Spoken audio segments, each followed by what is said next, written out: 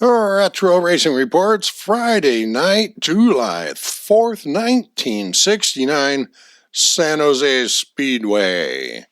Midget Races, 100-lap national championship for the USAC Midgets.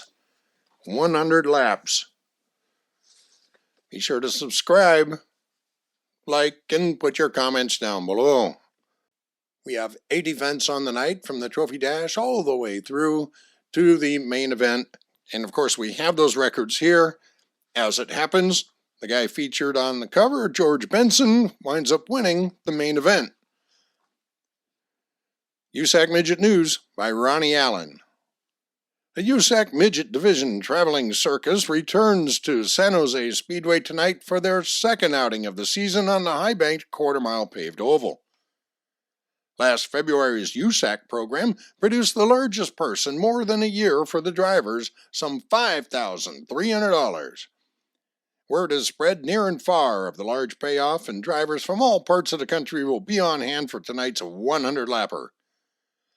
With the nation's leading drivers on hand last February, it was a local driver, George Benson of Campbell, who took home the lion's share of the large prize money paid out by racing director J.C. Agajanian. Benson was in such a hurry to get home first that he knocked a full 6 seconds off of Billy Vukovich's former mark set the previous year. Tonight, Benson will be out to defend his mark in the 100-lap feature race. He will enjoy a home track advantage as he got his auto racing start in the hardtops here at San Jose in the late 1950s. He and Burt Foland are the only past winners of the famed Johnny Key Memorial Race for NASCAR Modifieds that's staged here every year, and this year it will be held on August 2nd. Both won the event when it was a rugged 200-lapper. It's now been cut to a more reasonable 100 rounds. His chief competition will come from 25-year-old Billy Vukovich of Fresno. He's the 1968 Indianapolis 500 Rookie of the Year. Vukovich won the spring 100-lappers here in 1967 and 68, but was knocked out of competition this year in a pile-up during his heat race. Vukovich will be making his first start behind the wheel of the King Olan Office Special owned by Southern Californian Leonard Foss. Foss recently added 2 cars to his stable when he purchased both of the famed Jack London Offies. Bill will drive the 1-lap track record holding car in which Burt Foland set the present record of 14.93. The car is built by Benson in his Campbell race car shop. Hank Butcher of Hayward joins Vukovich on the King Olan team, driving the former Jack London number 4 car. Palmer Crowell of Hillsboro, Oregon handles the 3rd Foss entry.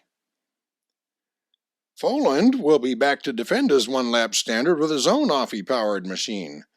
This is the car in which Vukovich won the 1967 USAC race here. Another star returning to the racing wars is Tommy Copp out of Fresno. Copp is a longtime Bay Area favorite, especially in the old indoor races held in Oakland. He received critical burns in a USAC IndyCar crash in Atlanta, Georgia in 1966 and is just now returning to action. He'll wheel the DK Cumberworth Offie from Southern California.